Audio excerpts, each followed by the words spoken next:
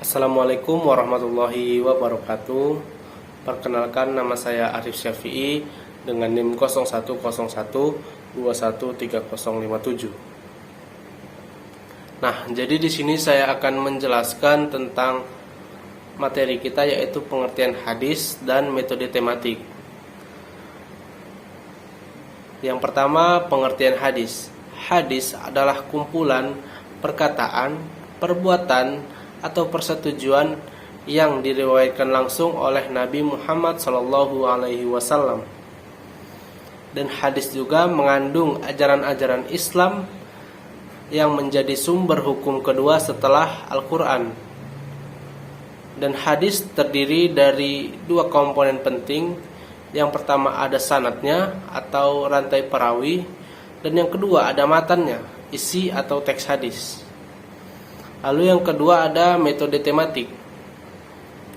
Metode tematik dalam hadis adalah salah satu pendekatan untuk mengkaji dan mengkelompokkan hadis berdasarkan satu topik atau tema tertentu dan dikumpulkan menjadi satu. Dan dalam metode tematik, hadis-hadis yang memiliki kaitan dengan satu tema atau satu topik lalu dikumpulkan menjadi satu dan dianalisis dan dikelompokkan secara bersama-sama. Itulah metode tematik. Lalu materi yang kedua ada perbedaan metode hadis tematik dan metode tahlili. Nah, jadi yang pertama ada metode hadis tematik. Metode hadis tematik memusatkan perhatian pada klasifikasi dan pengumpulan hadis berdasarkan topik atau tema tertentu. Nah, hadis-hadis yang memiliki kaitan dengan topik yang sama dan dikelompokkan bersama untuk memudahkan pemahaman bagi para penggunanya. Pendekatan ini memungkinkan seseorang untuk mempelajari ajaran Islam terkait topik tertentu seperti ibadah, sosial, ekonomi, atau hukum-hukum Islam lainnya. Nah, metode ini memudahkan pencarian dan pemahaman hadis yang berkaitan dengan satu topik secara sistematis. Lalu yang kedua ada metode hadis tahlili. Metode hadis tahlili atau juga dikenal sebagai metode analitis adalah pendekatan yang lebih mendalam untuk memahami hadis. Nah, metode ini melibatkan analisis rinci terhadap setiap komponen-komponen hadis, termasuk sanad atau rantai perawinya dan matan isi hadisnya. Tujuan dari metode ini adalah untuk memahami validasi daripada hadis tersebut, melacak keaslian perawinya, memeriksa kecocokan hadisnya dengan prinsip-prinsip ajaran Islam, dan mengevaluasi kekuatan argumen yang tergantung dalam hadis tersebut. Metode hadis tahlili membantu dan menyaring hadis-hadis yang dianggap lemah atau dinyatakan keabsahannya. Nah, jadi perbedaannya adalah secara umum metode hadis tematik lebih berfokus pada pengklasifikasian dan pemahaman konteks hadis, sementara hadis tahlili lebih berfokus pada analisis rinci, dan evaluasi keabsahan hadis. Maka dari itu keduanya memiliki manfaat masing-masing dalam memahami dan menerapkan ajaran-ajaran Islam berdasarkan hadis-hadis yang ada. Oke, masuk kita kepada materi yang ketiga, yaitu tentang hadis tentang dakwah.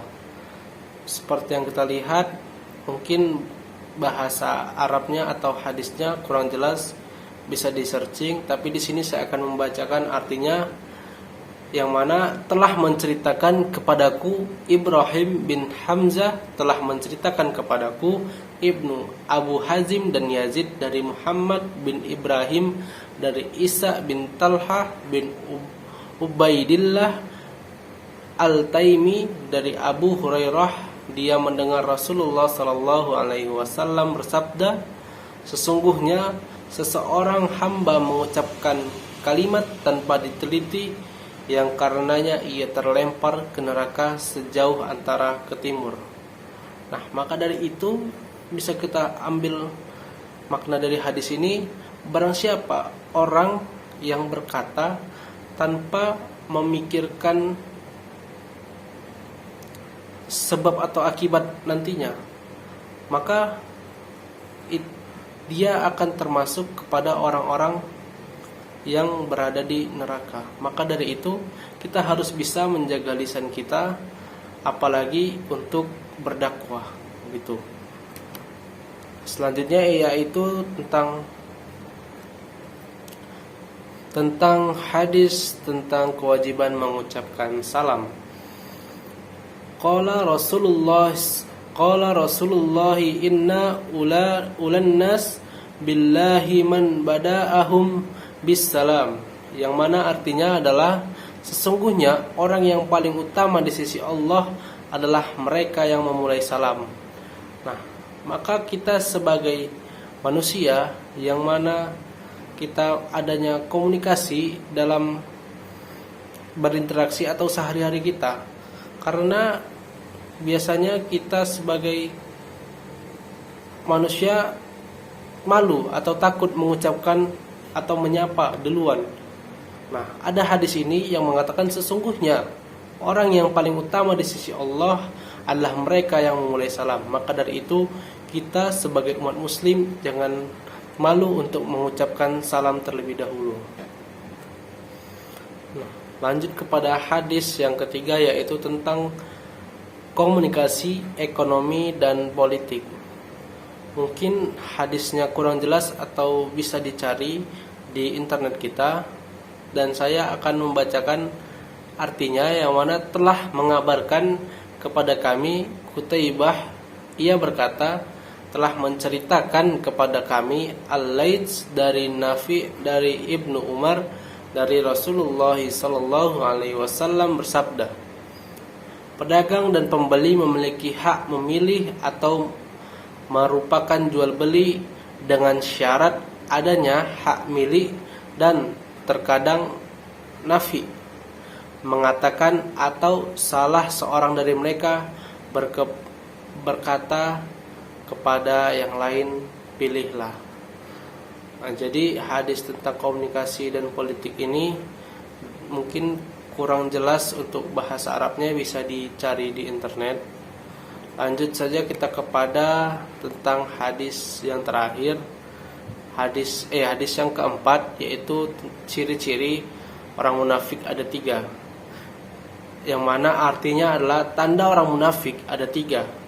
Jika berbicara berdusta, jika berjanji ia mengingkari, dan jika dipercaya dia berkhianat. Kita sebagai umat muslim tentu saja tidak mau dicap munafik oleh orang. Maka dari itu kita harus bisa menghindari sifat-sifat daripada munafik ini. Dan yang terakhir ada hadis tentang siapa melihat kemungkaran hendaklah merubahnya.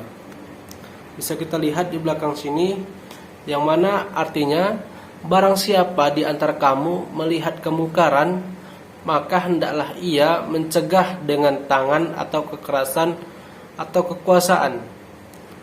Jika ia tidak sanggup dengan demikian sebab tidak memiliki kekuatan atau kekuasaan, maka dengan lidahnya. Dan jika tidak mampu dengan lidahnya, yang demikian itu adalah selemah-lemah iman.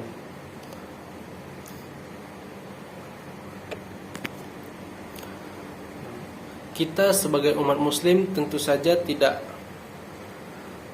mau melihat adanya suatu kemungkaran di depan mata kita. Dan terkadang kita takut untuk menghentikan hal tersebut. Maka dari itu dari hadis ini bisa kita lihat maknanya, jika kita tidak mampu merubah suatu kemungkaran dengan kekuatan atau kekuasaan, maka gunakanlah lidah kita. maka lidah itu pertanda bahwasanya itu adalah selemah-lemah daripada iman. Maka kita orang beriman haruslah bisa untuk mencegah kemungkaran, karena kemungkaran itu adalah sesuatu hal yang paling dibenci oleh Allah Subhanahu wa taala. Mungkin itu saja penyampaian materi dari saya. Jika ada penyampaian saya yang salah mengenai pembacaan hadis, saya mohon maaf, dan kepada Allah saya mohon ampun. Saya akhiri, wabillahi taufiq wal hidayah. Wassalamualaikum warahmatullahi wabarakatuh.